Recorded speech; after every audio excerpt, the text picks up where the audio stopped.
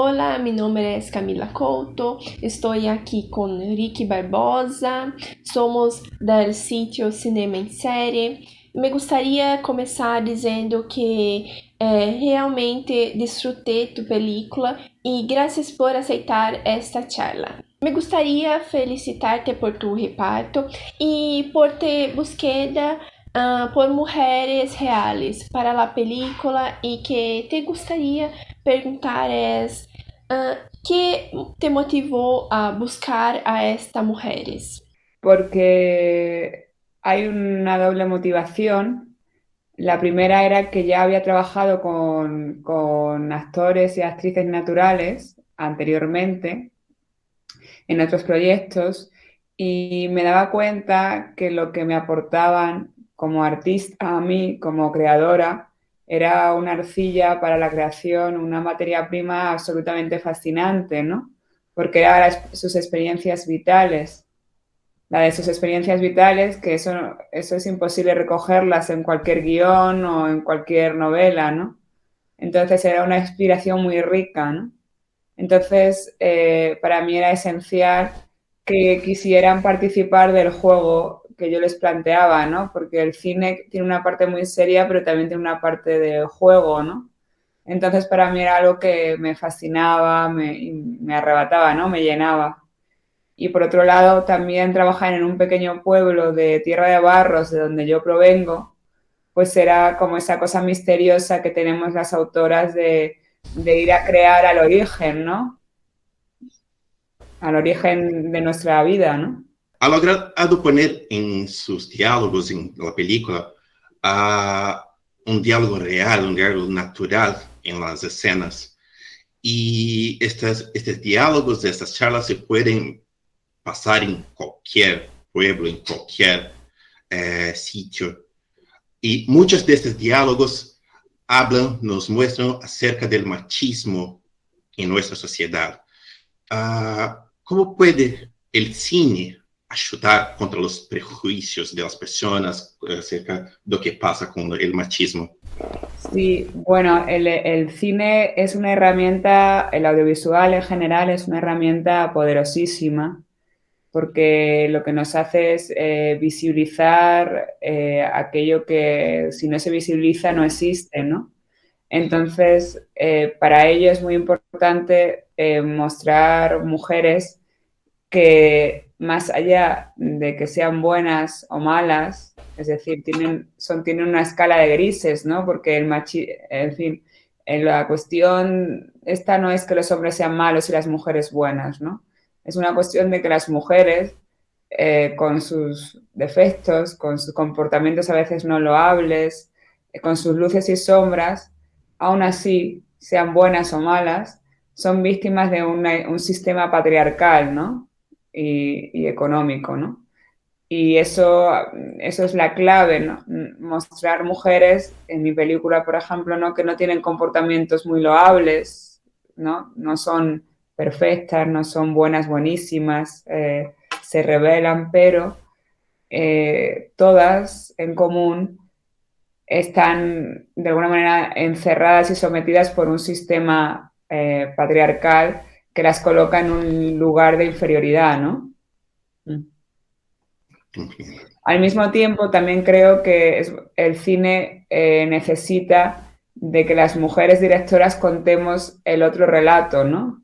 La experiencia femenina no está contada, por tanto el relato está incompleto, absolutamente cojo, y sería necesario durante muchísimos años que solo dirigieran mujeres, pero, pero para llegar a completar, o sea, a hacer esa respuesta, ¿no? De la representación social en el audiovisual. Y esto es un problema muy grave, porque lo que hacemos es solo mostrar una única mirada, que es la imperial, la dominante, la que no es diversa, ¿no? Porque es absolutamente ortodoxa, ¿no? Que es fundamentalmente la del varón, generalmente blanco, heterosexual, ¿no? Existe um momento em la película donde as mulheres se queixam que os jovens se vão da cidade para estudar e trabalhar y puede parecer que están dejando su cultura y su tradición.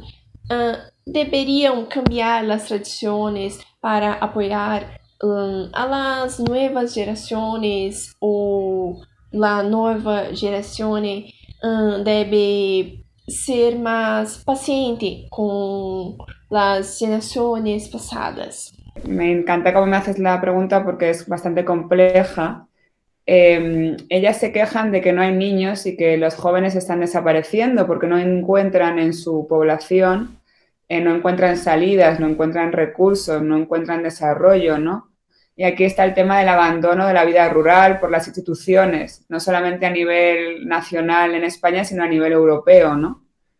Evidentemente a los pueblos del sur nos dejan abandonados de alguna forma, ¿no? Y fíjate, esas tradiciones, en este caso católicas, profundamente católicas, que habitan todavía en muchos pueblos de España y entiendo que en muchos pueblos de Europa también, a mí evidentemente me podían parecer rancias, injustas, pero una vez allí me di cuenta que al mismo tiempo de ser injustas, también quizás rancias, absolutamente, ¿no? Tenían ese aferro ese aferrarse a las tradiciones por parte de la población, tenía un sabor a bella resistencia, ¿no? Era muy poética, una poética resistencia, porque al final lo que se están aferrando también, de alguna forma, a su modo de poder hacerlo, es a su identidad. Es a lo que les conforman como sociedad y lo que han sido y lo que han aprendido. Entonces, básicamente planteo esto en la película porque lo que está por venir, es decir, esa desaparición de las tradiciones, de las costumbres, porque también hay buenas costumbres y buenas tradiciones que hay que cuidar y que hay que proteger porque son nuestra identidad, desde el acento extremeño que habéis escuchado en la película, ¿no? Que es un acento profundo, ¿no? De la Extremadura, hasta todo este tipo de tradiciones o mujeres de rostros y cuerpos reales, ¿no? Pues eso son lo que nos conforman con una identidad, con un alma, ¿no? El problema es que lo que está por venir, que es ese mundo globalizado donde va a desaparecer o está en vías de desaparecer la población rural, y entonces nos vamos todos a grandes ciudades donde vamos a vestir del mismo modo, a comer igual, a ir a los mismos centros, a grandes centros comerciales, ¿no? No tengo muy claro que eso conlleve una mejora digamos, en los elementos de defensa social en cuestión de género y en cuestión de igualdad social, ¿no? Entonces, si todavía esta pérdida de identidad supusiera una mejora en la situación de la mujer o en la situación de los trabajadores, ¿no? Podríamos tomarla como un camino a la esperanza, pero no pinta nada bien y además nos hace sacrificar nuestro alma, ¿no? Y entonces hace que no tengamos nada a lo que aferrarnos en el mundo globalizado, ¿no? Ainhoa, aún acerca de este tema que Camila tocó, en muchas de las escenas de la película hay ha añadido con la religión, con la religiosidad de las personas. Y ahí está lo que ya, creo que ya lo tiene contestado en la cuestión de Camila, que es, hay escenas donde están las mujeres y por un rato se corta para una imagen de la Virgen, una imagen de una iglesia o de algo religioso. Y lo que te iba a preguntar es, ¿qué más puedes decirnos acerca de cómo la iglesia toma una influencia en la vida de las personas, en la vida de las mujeres de tu película y en las mujeres en la vida? Sí, si bien sobre la Iglesia, que también mantiene ese sistema patriarcal absolutamente, es fundamental, no pongo como, digamos que no hay una mirada puramente crítica, o sea, radicalmente crítica, ¿no? Porque al mismo modo, la Iglesia, digamos que es el único lugar al que acuden, al que tienen para acudir estas mujeres en su pueblo, es decir, lo único que hay que hacer, que tienen que hacer durante el largo invierno, es ir a su hora a misa, ¿no? Y es el punto de social, el punto de arreglarse, de estar ellas en lo social, ¿no? Más allá de alguna actividad que puedan organizar independientemente o a un momento de charla entre vecinas, ¿no? Entonces, pero es evidente que los estamentos sociales institucionales son fundamentales para mantener el sistema, ¿no? Ese sistema injusto, pero también al mismo tiempo este sistema tradicional.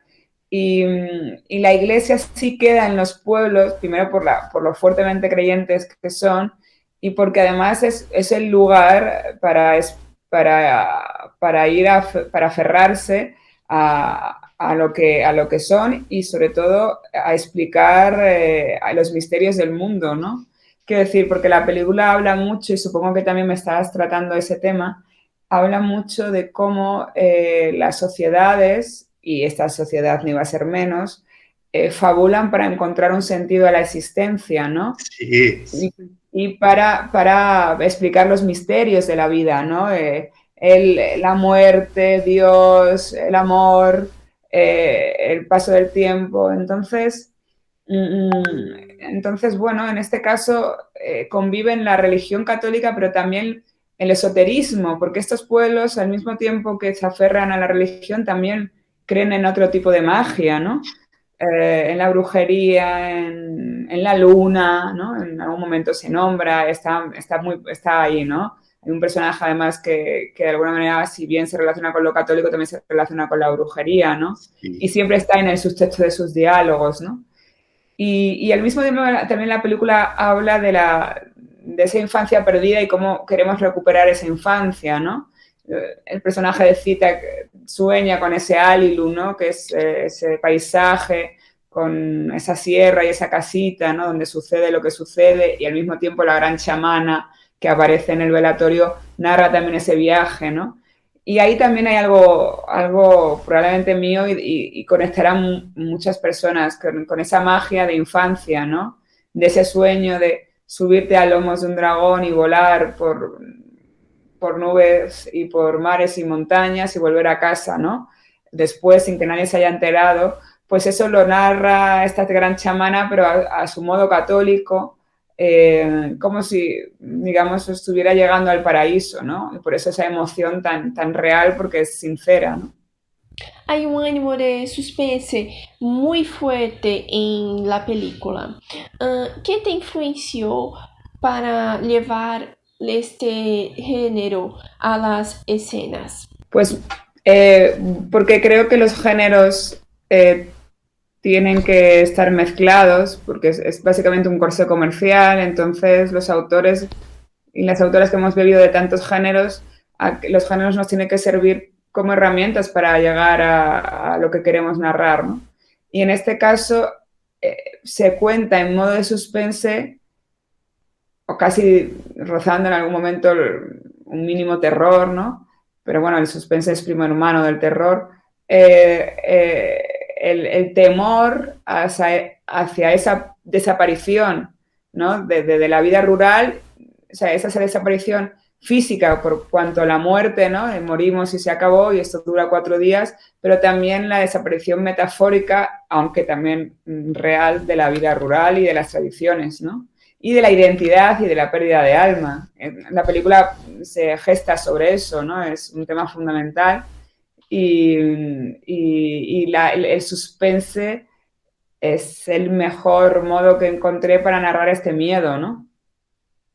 Eso que está ahí amenazante, ¿no? Y que parece que está ahí soterrado debajo de la tierra, con esos sonidos que, como un volcán, ¿no? Que decía Jordi Costa, un volcán a punto de entrar en erupción, ¿no? ¿Hubo la intención de agregar este ánimo de suspenso con la vida de los más viejos o con el sentimiento de sentirse más acerca de la muerte? Bueno, en realidad, o sea, es que es una cosa absolutamente natural, Camila, porque tú te encuentras un pueblo que está herido de muerte porque está habitado por gente mayor, es decir, por gente muy mayor. No existen niños, bueno, en la película no existen niños o sea, está habitado por la tercera edad. Entonces, ese pueblo ya está tocado de muerte porque no hay nuevas generaciones. Entonces, yo creo que es absolutamente inevitable la relación. ¿Qué director o guionista te inspiró a escribir un guión tan rico en detalles? Esa pregunta, Ricardo, me la han hecho mucho, ¿sabes? Y a mí me resultaba un poco, porque claro, yo soy cinéfila y yo he estudiado mucho cine, quiero decir, y lo he digerido todo, ¿no? Entonces, pero no había un director que yo dijera, yo quiero hacer esto, ¿sabes? Porque creo que he sido libre en eso, por eso he querido autoproducirme en la película para tener la mayor de las libertades, tanto en la metodología de trabajo, con un método muy particular, como en lo visual, ¿no? En la ética y en la estética. Y entonces, la verdad que no decía, pues, yo no le decía al equipo, queremos hacer esto, ved todos esta película, porque no es así, porque yo he aprendido cine, es evidente, he aprendido cine estudiando, analizando a los grandes, ¿no? Y un poco menos a las grandes porque me han permitido menos estudiar a las grandes, ¿no? Porque las han permitido menos dirigir. Entonces he aprendido cine estudiando a los grandes señoros, ¿no? Pero a los grandes clásicos. Nosotros en España decimos señoros, como como de muy todo hombres, ¿no? Nada mujer. Y entonces es evidente que puedo utilizar o reinventar procedimientos, pero yo estoy por la transgresión y la reinvención del lenguaje que conozco y que tengo que conocer cada vez más, ¿no? En profundidad. Y a partir de ahí narrar lo que tengo delante. Y es que la inspiración la tenía delante. La tenía dentro en mi esencia, pero sobre todo la tenía en esas mujeres, en esos paisajes, en esas escenas en el bar, en esas escenas en la misa. Es que podía haber hecho 5 películas. Los paisajes son muy hermosos. ¿Hay algún paisaje que te deleite, que te encante más? ¿De la película? Sí.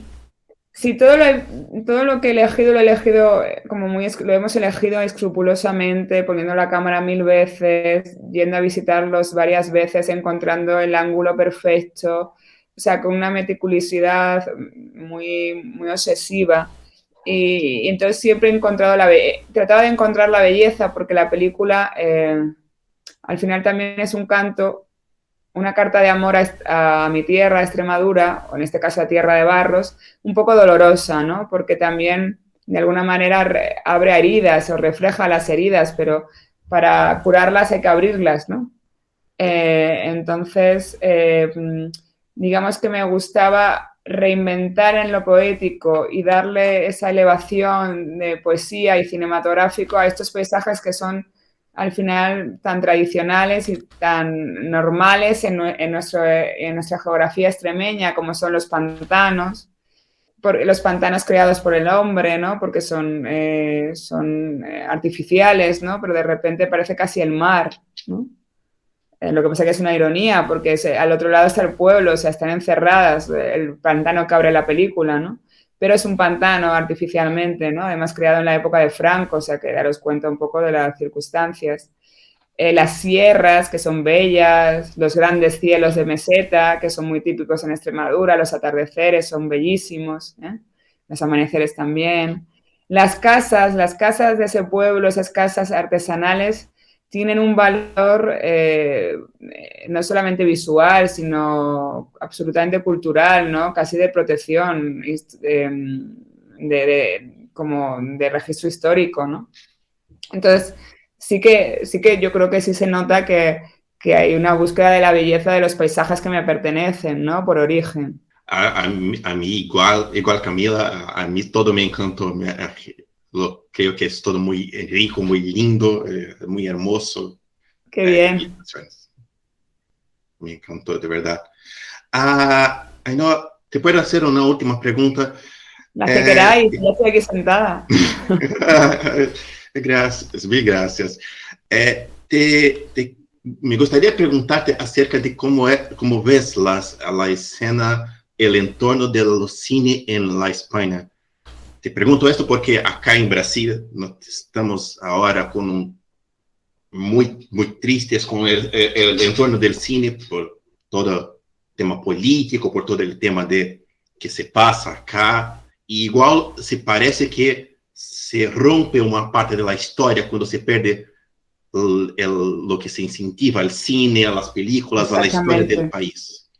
Y me gustaría preguntarle cómo ves que estás hoy en España, todo este tema de incentivo, de ayuda al cine. ¿Cómo es esto en España? Es verdad, no solamente, se pierde no solamente cuando se deja de hacer cine, sino que además cuando no se da una voz heterogénea, ¿no? Diversa, porque entonces estás ofreciendo una visión absolutamente manipulada, ¿no? Se pierde todo el universo poético. Pues en España, mira, al final todo esto, Ricardo, es como compares, ¿no?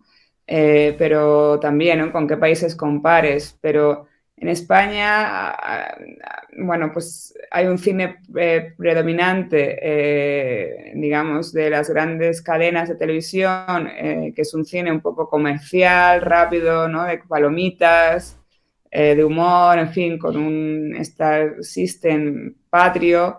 Y luego hay determinadas películas que son más interesantes, pero digamos que, o sea, también en el terreno cultural, o sea, en el terreno, perdón, comercial, pero digamos que lo más interesante para mi gusto es aquello que se hace más allá de los acercándose a los márgenes, ¿no? Y generalmente son proyectos que les cuesta financiar, especialmente cuando son primeras películas, ¿no?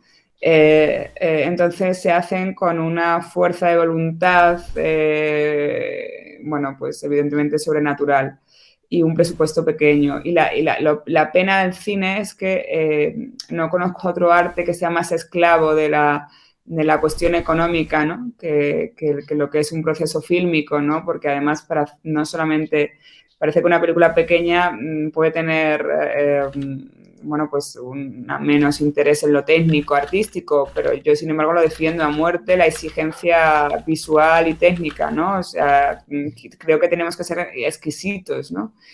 Entonces, están surgiendo nuevas miradas absolutamente apasionantes de directores y directoras, sobre todo directoras muy interesantes en el país. Yo solo espero que puedan no solo hacer su primera película, que todavía estamos muy necesitadas de películas que cuenten la historia desde el otro lado, desde el lado de la mujer, y además de una forma transgresora, porque a nosotras nos toca la transgresión, y se salgan un poco del sistema comercial, de lo que se supone que funciona, porque al público ve lo que le llega, pero si al público le llegan otras películas, te aseguro que las disfrutan porque les ha pasado con la mía, desde un señor trabajador de un campo que se ha emocionado hasta un intelectual o un chaval joven, ¿no? O sea, quiero decir que hay que hacerles llegar las películas y ahí sabemos que entra todo el sistema de cines y luego el tema de marketing, ¿no?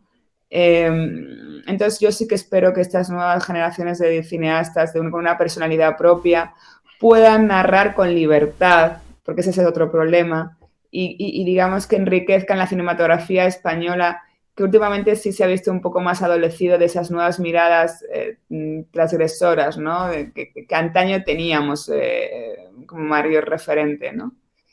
Y luego está otro problema que también me parece grave, que pues supongo que también os sucederá a vosotros, que es la desaparición de los cines físicos, ¿no?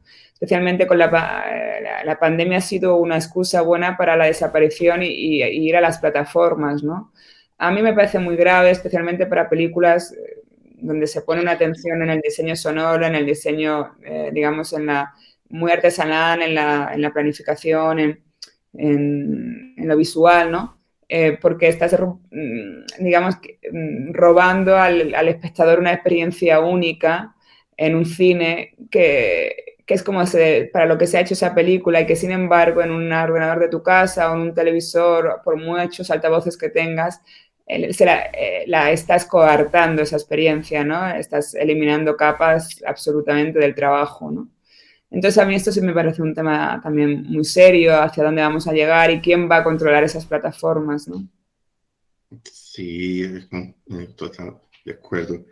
Bueno, creo que es todo.